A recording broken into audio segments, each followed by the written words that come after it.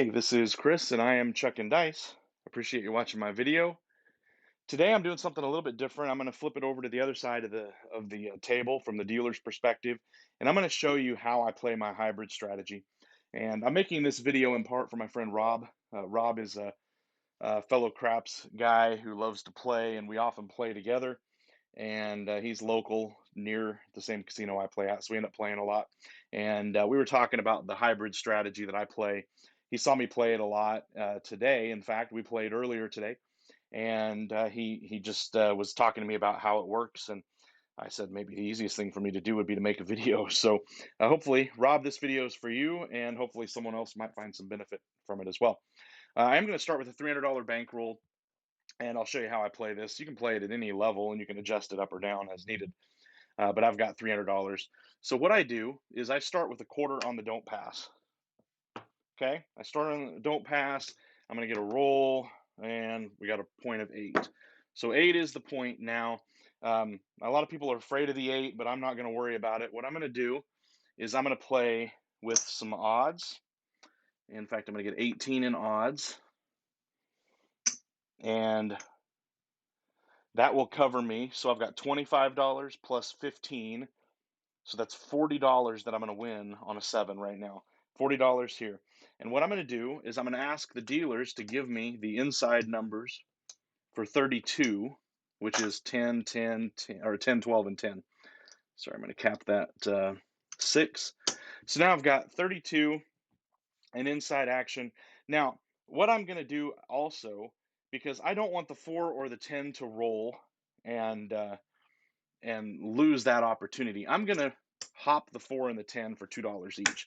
That's basically hopping each of the 4 combinations for, or each of the 4 and the 10 combinations for $1 each. If a 4 easy rolls or a 10 easy rolls, I'm going to get paid 15. If the hard way rolls, it gets paid 30. And I'm going to use that just to make sure I don't miss a roll, because my first goal with this strategy, because I'm hedged here, there's no risk at this point. I'm covered with my don't pass and my odds. I'm going to try to get the 4 and the 10 added just as quickly as I can. So I'm going to hop those just like that, and we're all good. So whatever the next roll is, the next roll is a 12. I'm going to have to replace those hops because it was a 12. That's fine. Whoops, the dice rolled. I'm going to replace those and get $1 and change to keep those hops up. No problem there. There's a 4. Okay, 4 hard. So this is a perfect example. So I got a 4 hard. So I'm going to lose the easy 4 and the hard, or and the 10s, but I'm going to win 30 for that hop on the hard 4. And I'm just going to collect this, and I'm going to take 20 out of my rack, and I'm going to have them place the 4 and the 10. Now I'm completely covered for all action inside. No worries. I'm all set up and ready to go. And boom, there's a 7. Okay, this happens. That was 3 rolls in, 4 rolls in, something like that. No worries. The puck is off. We lose all this. Remember, we had $32 at risk to begin with, and I'm going to get paid 25 for the flat bet and 15 for the odds. And whoops, I'm going to put this back in my rack. And no worries. Okay, so that shooter's done, and we are just set up and ready to go again. Quarter on the don't pass, new shooter coming out. And we got a yo. All right, so yo obviously is a loser. Do with that what you will. I'm not hedging. You could hedge it out if you want to, but we're not going to in this video. Now we got a 5. So now we got a point of 5. All right, so I'm going to go ahead and put 15 in odds against that. So now 15 is going to win 10. So now I've only got 35 in protection, but that's okay. I'm going to ask the dealers to give me the other inside numbers, and that's going to cost me 34. So now I've got 34. I'll put this over here. I've got 34 inside, 35 that I'm going to win and hope for inside numbers to hit. So there's an 8. So that 8 is going to pay 14. And now what I'm going to do, I'm going to collect the 10, and now I'm going to hop. I didn't hop originally because I was too close to my lay I just let it go for one roll and hope for the best. So there we go. Hop in the 4 and the 10, and there's a 9. All right, so that 9 is going to pay 14.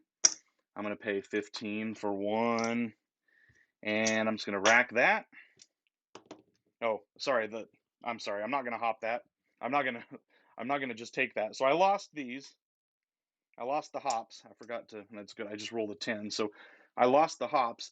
But before that, what I would have done is went ahead and let's say I placed the 4 because I won 14. So I placed the 4 and I'm going to hop the 10s because I'm still looking for those 10s.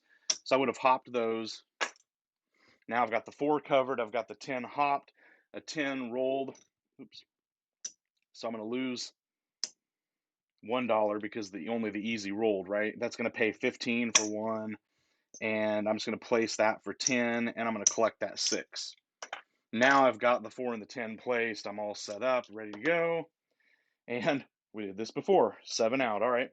So the reason the 7 doesn't worry me is because I'm hedged. In this case, I win $1 because I had everything set up. But remember, I did hit a little. I think I won a little bit. I don't remember exactly where I was at, but so these are all going to come down.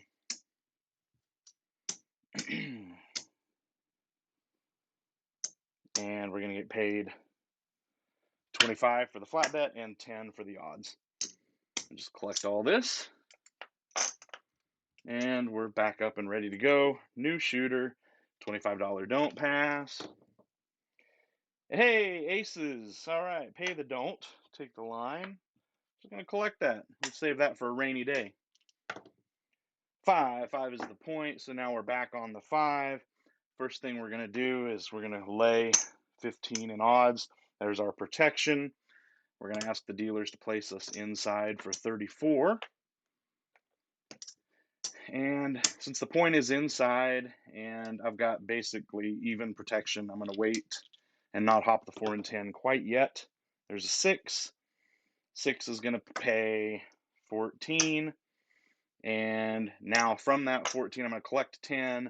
Now I'm going straight to the hops. I'm hopping the 4 and the 10 there. And we got a yo. That's nothing.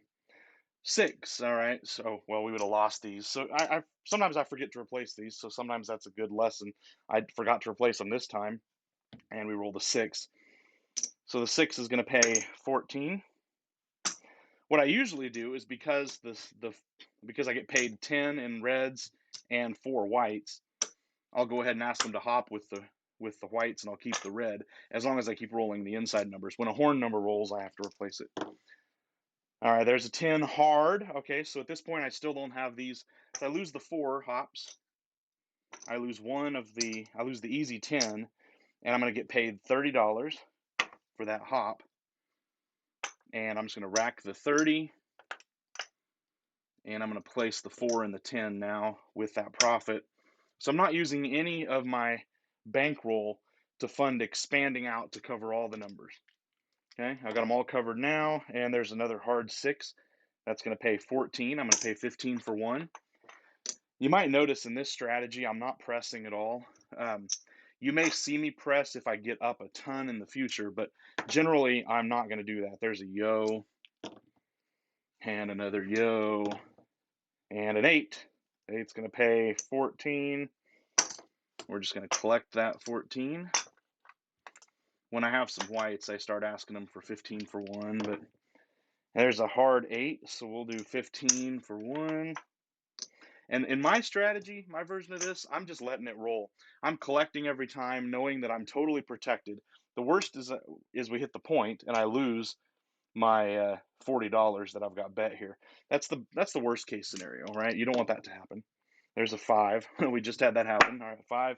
So we're going to lose 40, but we did collect a few times before that happened. So now you've got a decision to make. You collected a few. I don't know.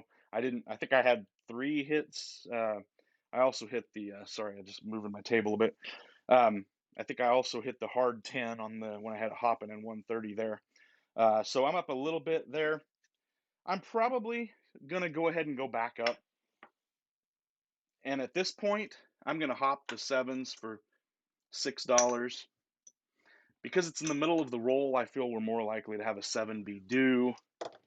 And we roll, and we did roll a 7, so the hops are going to win 30. I'm going to lose my 25. I'm going to win 30. And, whoops, sorry. Actually, what's going to happen is I'm only going to keep the 2 that won. So I'm going to go ahead and leave 6 out, replace my my don't pass, pocket the dollar, and 6. All right, so we got a point of 6. I'm going to move this to the 5. I'm already set up now, so what do I do at this point? Well, I'm not going to add odds, in part because I've already won a little bit here. This comes down. I'm just going to let it ride for a quarter because I've already won a little bit on this shooter, and I'm no need to, no need to hedge it out anymore. But all right, so we lost. That was an immediate 7. All this is going to come down, and we're just going to get paid our quarter. So we'll just pocket the quarter this time. All right, so let's do this one more time. So we're coming out again, new shooter coming out, and we have a 8. So point is going to be 8, and I'm going to lay. I know it's counterintuitive, but I actually lay a little more to start with on the 8. I like to go ahead and lay enough to win 40 here. I could do just $12, and that would give me the 35. We can do that, no worries. I just I tend to like putting 18 odds on the 8 or 6. So we're going to go back inside. Oops, for the 32 inside. And I'm just going to stay right where I'm at. Okay, 8. All right, well, that was bad. This is what you don't want to happen. Immediately losing the point, or immediately hitting the point and losing on the don't pass. So we get into a hole when that happens, and it can be hard to dig out. So 8 was hit. I'm just going to go right back up. Same shooter. I don't worry about it. 8. All right, so right back on that 8 with a hard 8. Now, I might get some change. And I'm going to go with 12 in odds. Let's do that. All right, this is my change. Oops, here. And 4. All right, I have nothing on the 4 yet. Playing it a little more conservative, and now we 7 out. All right, so we're going to lose the 32 in exchange for 35. So I pick up a few extra bucks and just rack that. Because it was a short roll, I'm annoyed, so I'm going to try to stick around one more time. And coming out. Come out, loser. All right. Lose once on the 7. Is it going to happen again? No, we get a 9. All right, point of 9. So we will go with 15 in odds. I always do enough odds to win 10. That's kind of my goal, except again on the 6 and 8, sometimes I put 18 to win 15. Just depends on how I'm feeling. But I don't even think we've had a point of 4 or 10. When the point is 4 or 10, I lay 20 to win 10. So I always try to keep my winnings at least at 10. So I'm winning 25 for the flat bet, and I'm winning 10 in the odds. I need change. All right, so always ask 32 inside or 34 inside at this point. I'm gonna change, dollar and change. All right, here we go. 9, all right, great. So 9, we lose our don't pass again. This is the bad thing about the don't pass. We have went into a little bit of a tailspin here. I'm going to just come back out. Now we got a 6. So we move the 6 to the 9. We got 32 inside. You see what's working here. You see kind of how things are going. I'm going to put 12 in odds. And we're going to roll a 9, 6, 3. So that's going to pay 15 for 1. Rack it. Now my goal here is ultimately that I cover the 4 and 10 and we go on a long roll without hitting the point, and we add up our bankroll a lot. Then we've got decisions to make here on the don't pass. But basically I'm hedging this hoping that these are what hits. And there's a 6. All right, so this is not our day, and 6 is going to lose on the don't pass. And at this point, I'm just going to pull all this back. We're going to say, you know what? We're licking the wounds and going home. So that's how I play it. And in this case, there's 100, 175, 200, 224. 224. So I'm down 76 bucks. And, we hit a lot of points there with a lot. I had 40 bucks out here several times. So you can see how, for me, it's a good treading water. I don't lose a lot. If I'm only playing this strategy, I don't lose a lot. Really often, I give myself an opportunity to win because on random shooters, I am scared of playing light side only. This gives me the opportunity to win on a light side play if a long roll happens. Sometimes you see these long rolls, 10, 15 rolls, and they never hit the point. Especially if you get a 4 or a 10, sometimes you can win on those inside numbers for 15 or 20 minutes worth of rolls. And half hour worth of rolling and they never hit the point, and you're just collecting every time.